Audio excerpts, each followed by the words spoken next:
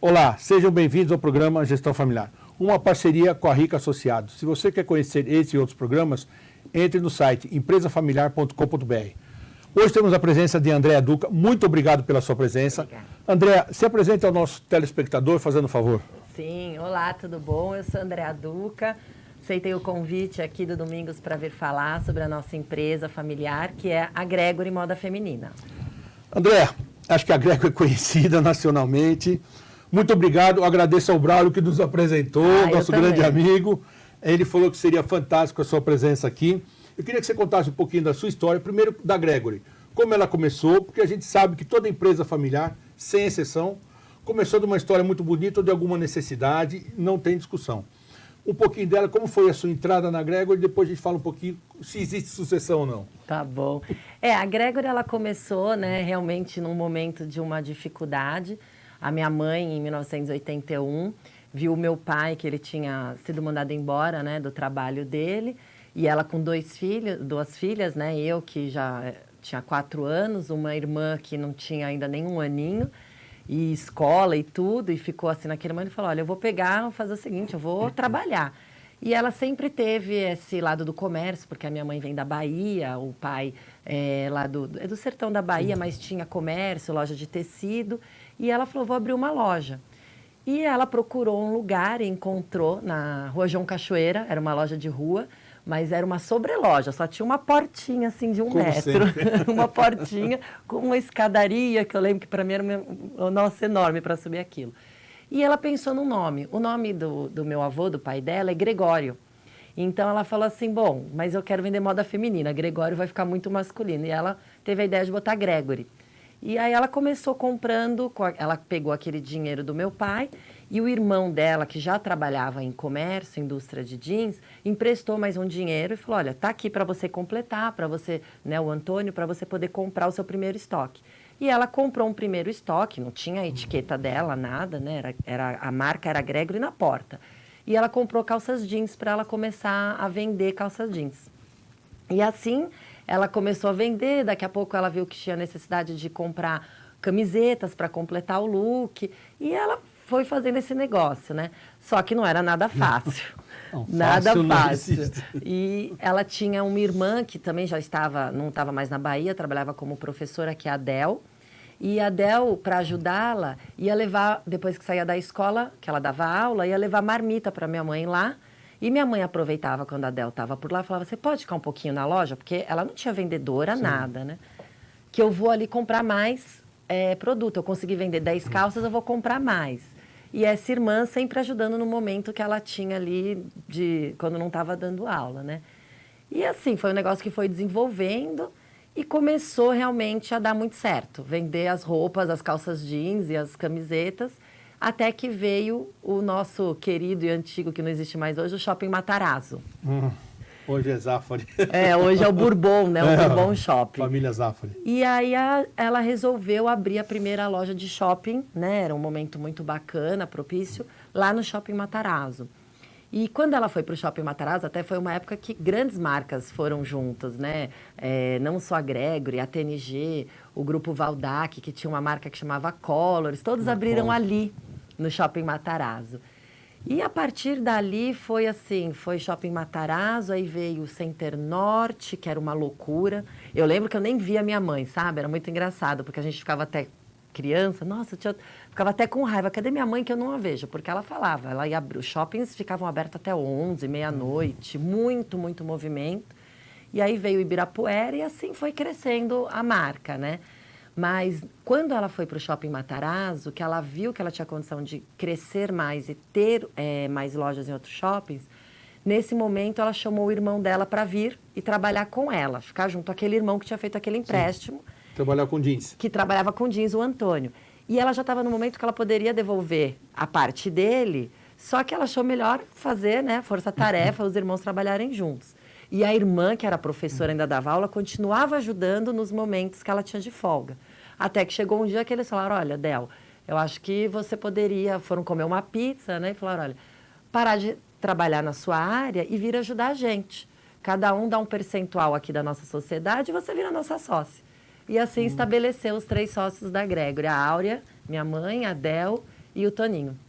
Maravilha de história. Como toda história de empresa familiar.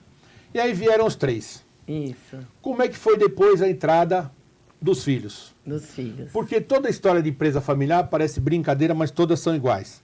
Eu estava conversando agora há pouco, você conheceu o seu Antero, e porque a história do fundador é sempre sacrifício, né? Sim. Não tem discussão, é sacrifício, sacrifício, sacrifício. Trabalho, Muitos filhos falam, e a gente vê muitos, eles dizem, eu não quero seguir o caminho do meu pai porque sempre foi muito sacrifício. Falo, pai pode ser pai ou mãe, né? Não quero seguir porque é muito sacrifício. E porque é muito trabalho, né? E a gente está falando do seu Antero, que é o presidente do Sindicato da Panificação, e na padaria é pior, porque você tem que abrir às 4 da manhã. E muitos filhos querem chegar da balada às 4 da manhã, né? Então a gente vê muito sacrifício. Como é que foi a entrada dessa geração dos filhos dos seus tios, da sua mãe? Essa geração que você contou que sua mãe mandava a sua tia ficar lá um pouquinho para ela sair para comprar, que não tinha ninguém, que ela limpava, arrumava, fazia. Essa geração, como é que ela foi a entrada dela? Bom, eu entrei lá desde os meus 5 anos, né? Porque realmente nessa época, quando ela abriu a loja da João Cachoeira, eu adorava ficar lá. Eu lembro que nossa, ela até falava, você dormia literalmente, às vezes, embaixo do balcão ali, quando eu estava atendendo alguém. Então, eu tive essa oportunidade de ser criada desde o primeiro momento ali, né? Depois, no Center Norte, também eu lembro que eu gostava de ir. E, de alguma maneira, minha mãe estava, naquele momento, passando para mim, para minha irmã, que também já começava a ir, quando eu era o Center Norte, que foi a 3ª loja, uma coisa de trabalho, uma coisa de demonstrar para a gente que, além de poder, aquilo não ser só um sacrifício, ser trabalho, de ser uma coisa prazerosa por você estar ganhando o seu dinheiro e poder, né, aquilo ser bacana. E eu lembro de eu ir para o Center Norte, ajudar. Então, assim, isso já foi ajudar a embrulhar, adorava mexer na vitrine. Isso foi começando a ser embutido.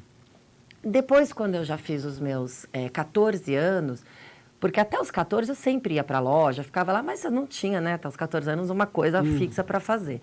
No meu caso, como eu sou a mais velha dos filhos sucessores, com os 14 anos, eu realmente comecei a ter uma função. Eu saía da escola e todas as tardes eu ia para o shopping, ou Iguatemi ou Morumbi, trabalhar para aprender. Trabalhava como caixa, né? A princípio também não era assim, porque eu quis, viu? Eu era uma menina muito levada na escola, então minha mãe trabalhava o dia inteiro, ela falava, essa menina não pode ficar de tarde aqui sem fazer nada. E ela falava, você tem que ir. E eu tinha que ir, então a princípio não era só porque eu gostava, não, parecia que é bonitinho. Mas é óbvio que você vai tomando gosto por aquilo. E assim eu fui fazendo caixa, eu aprendi a passar roupa. Naquela época a gente vendia muito linho. E linho, nossa, a gente tinha uma tábua de passar no meio da loja, tinha uma água com álcool para aquele linho ficar engomado. Era bom porque a gente aprendendo essas coisas, né? E eu tendo as responsabilidades. Até que em um certo momento, eu fui ficando em vários tipos de loja, eu ficava no Paulista, que depois a gente abriu o Shopping Paulista, tudo, e veio a oportunidade de eu acabar o colegial e estudar fora, antes de fazer a faculdade. E eu fui para lá, escolhi ir para Nova York, porque a gente já tinha nesse momento, que era o ano de 96, que eu tinha 20 anos, a gente já tinha um escritório de estilo lá. Era uma época muito propícia, com o dólar com valor muito bom. E o nosso escritório, as 4 estilistas ficavam em Nova York, porque 80% da nossa produção era feita através desse escritório. Então, eu falei, minha mãe vem 4 vezes por ano, eu vou para lá fazer um curso. Fui terminar de aprofundar o meu inglês e fazer um curso de Merchandising Planning Control para a rede varejista. E aí, quando eu volto, eu já volto querendo, né, eu fiz administração de empresa no Brasil, e voltei já querendo ir para o escritório para poder entender a estrutura ao contrário, porque de loja eu já tinha um caminho muito grande. Aí eu fui para dentro do escritório e primeiro olhei o financeiro, não é minha área, né? Mas você tem que aprender, não era o que eu gostava. Mas eu falei, vou aprender, mas até hoje, ainda bem que tem as outras pessoas lá que nos ajudam. Fiquei no RH para entender contratação, contabilidade também não era muito com essas coisas de exatas, de números. E aí eu comecei a ter um interesse pelo marketing, eu vi que tinha isso. A empresa existia, fazia catálogo, tudo, mas era um braço externo, que era uma agência. Terceirizada, vamos chamar Terceirizada. Assim. Então, sempre a agência trazia, mas aquela agência, ela não vivenciava o dia a dia. A cultura da empresa, entendeu o negócio. Sabe, não estava ali. Aí eu falei, eu vou ser gerente de marketing. Nem existia esse cargo dentro da empresa. Minha mãe falou, toca. E aí, desde os 22 anos, comecei a tocar essa área de marketing. Obviamente, ela é super ligada no departamento de estilo, né? Porque é o coração ali da empresa. E desenvolver todo esse lado, né? Para trazer mais cliente, para cliente entender tudo direitinho. E quando você vê, você já está lá dentro, né? Hoje eu tenho 43 anos, mas eu também, agora eu assumo um cargo de diretora, porque eu cuido de uma parte da coleção também de desenvolvimento. Inclusive, eu não tenho sala, não quero ter sala, eu sento numa mesa, onde é uma baia, assim, tem as nossas queridas estilistas, o departamento de franquia está aqui, porque na minha cabeça, como coração da empresa, de uma moda de varejo feminina, é o estilo, é ali que eu tenho que estar, para entender tudo, né? Aí, esses hubs que eu falo para entender tudo. E hoje faço todo esse trabalho, né? E aí tem a filha da Del, que já veio, a Luísa, que ela tem 27 anos, 28 anos, que também já está com a gente. Quando ela veio para começar a me ajudar nessa parte de marketing, porque como eu já estava começando a cuidar de mais coisas, ela veio e quis aprender essa parte. E também o que a mãe dela faz, porque a Del cuida da parte mais administrativa, aquelas coisas que eu falei que eu não gosto, sabe? Planilha de Excel. E tal. E ela também cuida da parte com as meninas do RH, né? Então é bom porque a gente tem uma divisão muito boa do trabalho e um entendimento muito bom.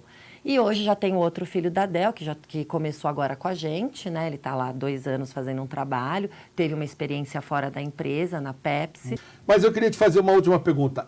Vocês pensam em sucessão? Porque sucessão, as pessoas acham que é tirar o dono da empresa. Eu digo que nunca foi e nunca será. Porque, para mim, se alguém fala assim, você está fora da empresa, eu mato, né? No meu negócio. E todos os donos da empresa que eu conheço, falar para ele, sucessão, você está fora, ele sai dando pancada, para não dizer outra coisa que nós estamos na TV.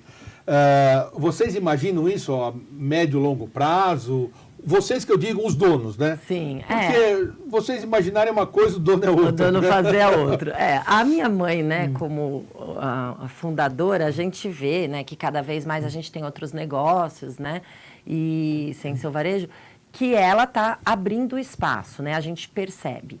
Mas é uma pessoa muito jovem, né, de 63 anos, como a minha tia, como o meu tio também. Então, assim, a gente percebe que existe já uma sucessão de ir passando os trabalhos. Mas não existe, assim, uma coisa, sabe, papel, o que fez. Até comentei com você aqui nos bastidores, falei, olha, eu sei como é, mas eu não entendo muito porque a gente nunca falou sobre isso lá.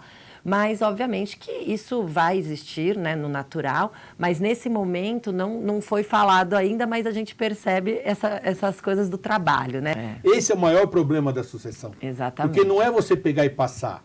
O que eu ouço de todos eles é você pegar um sonho que foi com muita dificuldade de trabalho e você falar, você transferir o sonho. Não é passar o trabalho é muito fácil, mas é você transferir o sonho. Mas olha, André... Tem que estar no coração, né? Tá no coração, é paixão. O meu é... Porque a sucessão é você transferir paixão. Não é porque você... Muitas vezes, na maioria das vezes eu vou generalizar, o sucessor é muito melhor, mas bem formado que o fundador. O meu é paixão, entendeu? Eu falo que é isso. Mas se não tiver a paixão, dificilmente a sucessão vem. E esse é o grande problema do fundador. Ele olha e fala assim, como é que eu vou passar uma coisa que alguém não tenha paixão? Não, e é aquilo do dia a dia. Eu brinco que hoje 70% do meu dia eu trabalho para a Gregory. Então, 70%. Mas não é porque eu trabalho lá dentro. Aonde eu estiver, eu acordo respirando Gregory, eu durmo respirando Gregory. Isso é sucessão. E é isso que a gente tem que fazer para... Mas é isso que o fundador quer. O fundador ou fundadora, né? Andréa, de coração. Obrigada, viu? Muito obrigado. Eu te dou um livro de presente para você entender um pouquinho do que a gente faz. Agora eu vou ler, eu vou estudar. Eu te agradeço de coração, obrigado por você ter vindo. Eu agradeço ao Braulio, agradeci muito. Obrigada. Uma história maravilhosa. Muito obrigado mesmo por ter vindo. Obrigada a gente a vocês agradece. pelo convite também. A gente agradece de coração. Se você quer ver este e outros programas, veja pelo nosso site, empresafamiliar.com.br. Muito obrigado e até a próxima.